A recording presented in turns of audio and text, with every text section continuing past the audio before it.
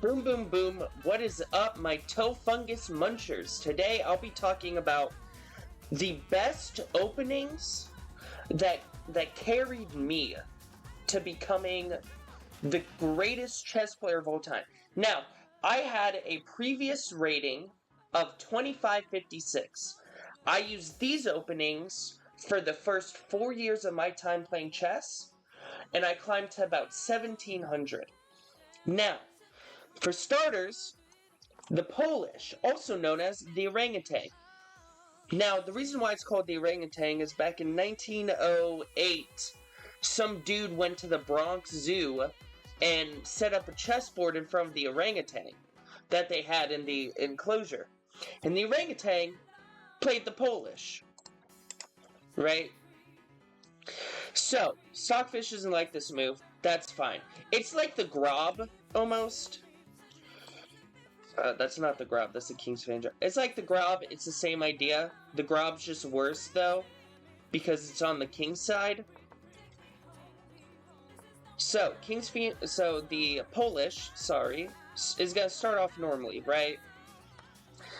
Now, the main reason why I like this variation, right, the Polish Gambit, is because you actually develop normally. I don't think people realize that, but you can just develop normally. So this is like the general idea of it. Now, the crazy move is this whole file is open. And that's why I kind of like this move. You could play like pawn a3 or rook b1. I actually like playing the pawn. Mainly because I want this bishop to go back. Now, sometimes they don't go back this way, they go back this way, which is fine, because you have this move, and this move is really suffocating. The king can't castle, and you're also still staring down this knight. So what they normally do is they would go back, and at that point you would trade, and it would bring out their queen. Then you would just develop normally, like you would, play the pawn, they would go here, you would bring your knight over, right? They would castle. You could force yourself to castle, like you could play bishop e2, or you could play pawn to d4. Either or works. Going back here, though. Right, so I like this because their bishop goes back. And here, you could just develop normally, right? You would just play some weird kings. Fianchetto, like they would, they could castle, they could play, like pawn d5. Majority of the people will play pawn d5, so you would just take, they would take back, and then you would just develop normally. They might do something like this. And so here you have two options. You could either play pawn e3 or rook b1. Between the two, I actually like pawn e3, because if they take, you could either take with the queen, which is something I actually wouldn't recommend. I would actually take with the pawn. Now, everyone tells you that pawn double up is miserable until you realize that you can bring out both this, right? Because you don't have to castle this side. You could queenside castle if you wanted to, right? So they're most likely gonna castle. You would bring your bishop out, and you would start pushing this pawn, right? They would probably play something like this. You would castle, push the pawn, start creating plays, right? You push the pawn, you open up this file, you push this, you start trading, yada yada yada. See here, going back here. Now, sometimes they won't push this pawn. If they don't push the pawn, sometimes they might want to castle, in which case you would just play, normally. So you would play, I mean, if you really wanted to prevent this move, Actually, I wouldn't even recommend preventing this. This just puts you at a weaker spot, honestly. Because you can't really take back. Because if takes, you can't really take back that knight safely. So yeah, you would end up in a position like this. And here, you know, sometimes you can push the pawn. If you want to push this pawn, I wouldn't recommend it because they have queen a5. So my recommendation is if you don't want to take the knight, you could always just play pawn h3. They would bring their knight out. And then you could take and then bring this knight out. Or you could, you know, bring your bishop out.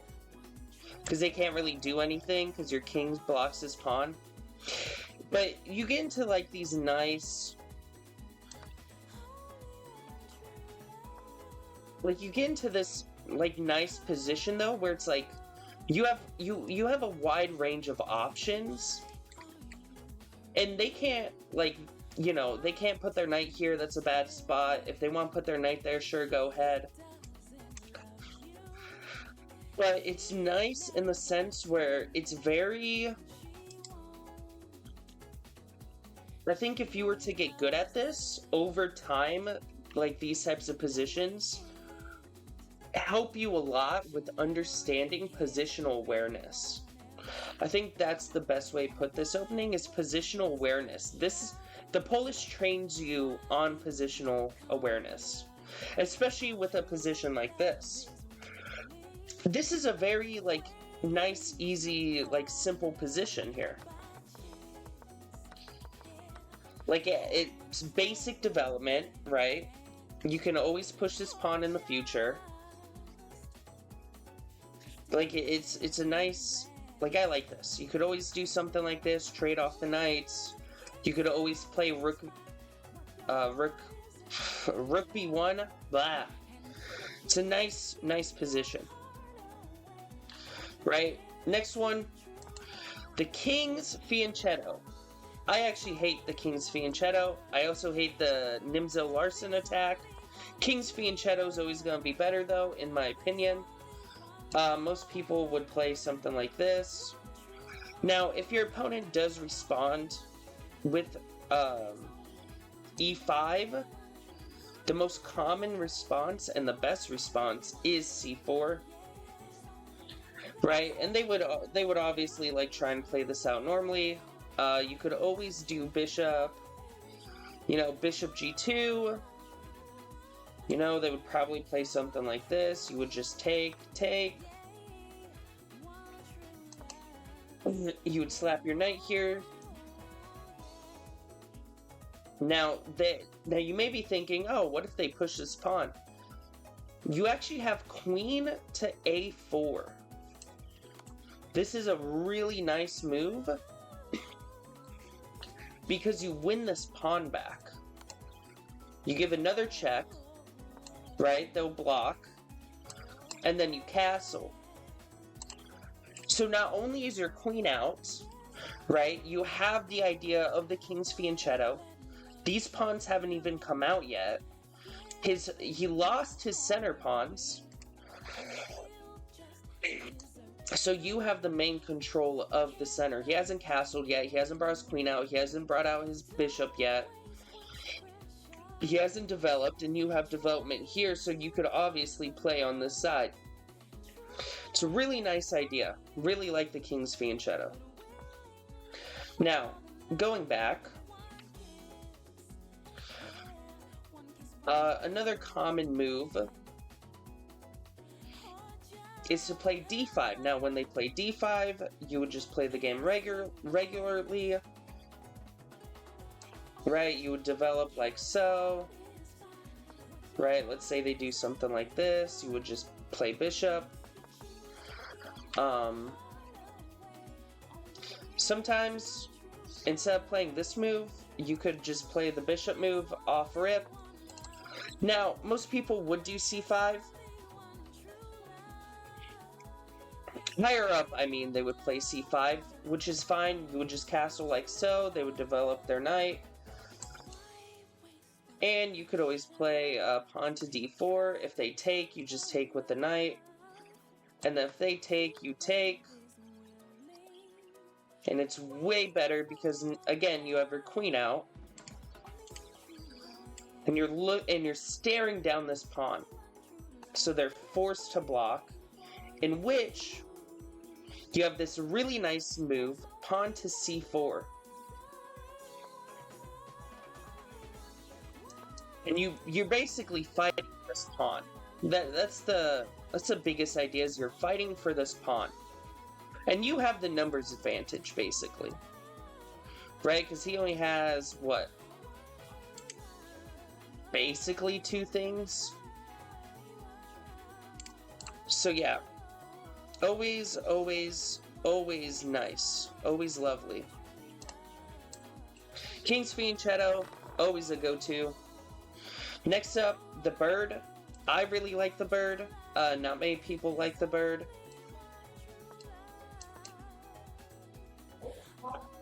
Now, the reason why I like playing the bird is due to the main reason that it's very principled. It's a very principled opening. Not many people would agree with me, mainly because it is, you know, you are playing f4, which is weakening your king side. But the whole idea with this, though, is that you could do some weird King's Fianchetto on this side of the board. And I think this is crazy because not only do you have a pawn chain here, you have your knight developed, you have a way to get this bishop out, right? So you can castle play here. This is a fortress. Like, nothing is getting past. Right? Nothing is getting past this side. And then you could set up a King's Fianchetto on this side. Right? Let's say you give a check. Let's say they, you know, push their pawn. You can go back and force a trade here.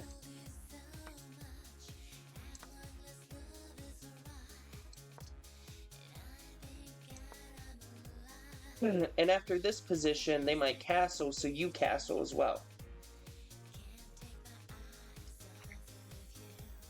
And this position's even. Like, you have a fortress here. You keep the pawn chain, right? This pawn can fight for the center. You have both your knights developed. You have your bishop developed. The c-file is open. Your queen has options to get out. Like, this is a crazy, crazy... Like, you could push the h-pawn. It's a really nice... It's a really nice opening. Now, let's go with black. There's only 2 openings you need to know, and it's solely dependent on the 2 pawns that they push.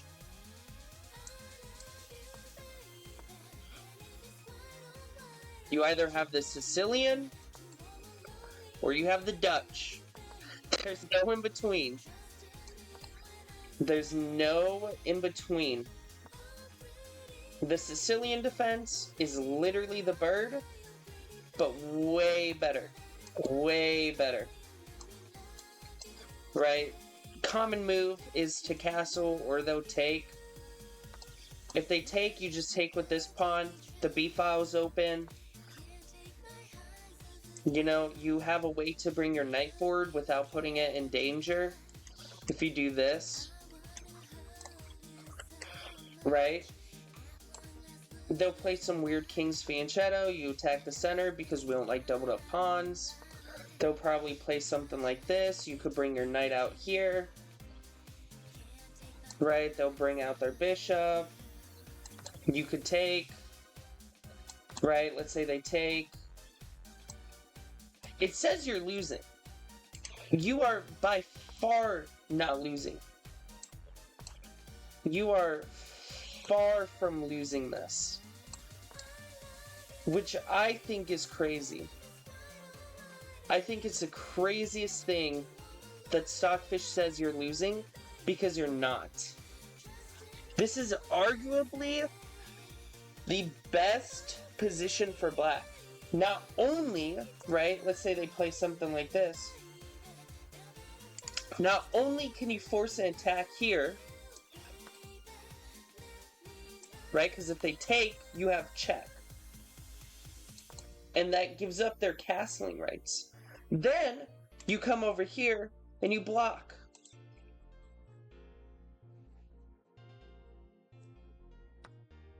Right, because if takes here, this is open. You just castle. You just castle. Right? Let's say they play something like this, right? You don't even have to castle. You have a pocket. You have a pocket.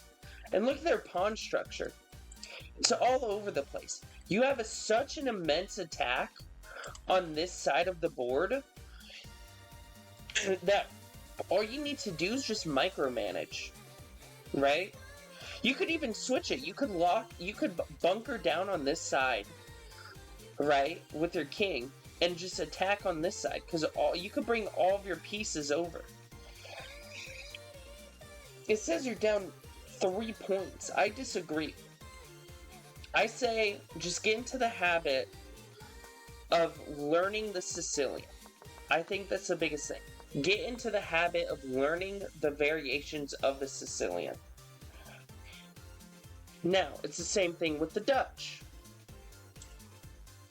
Now, I like the Dutch because it's literally the same thing. Right? So, they might play something like this, and you would just play regularly, right? Oh my goodness, it's almost like it's the fucking bird all over again. Wow, no way, it's the bird, guys. Oh my god, guys, it's the bird. Look at that, in 5 moves. In 5 moves. You've literally done the same thing as the bird. And then you would just play, would you look at that? Now you have free reign of terror to open this position. Because again, you have your fucking BBC, your big black pawns, or your big black chain. Right? You have multiple big black chains. We love the big black chains. Again, phenomenal openings. So, the only openings you need to know is the King Fianchetto, the Orangutan, the Bird, the Dutch, and the Sicilian. Those are the only openings that you should be playing if you're stuck. Now get the fuck out of here and go win those games, you fucking mouth-breathing slops. Because I know every single one of you fuckers who click on this video are fucking rated 100 elo. Get the fuck out of here, pussies.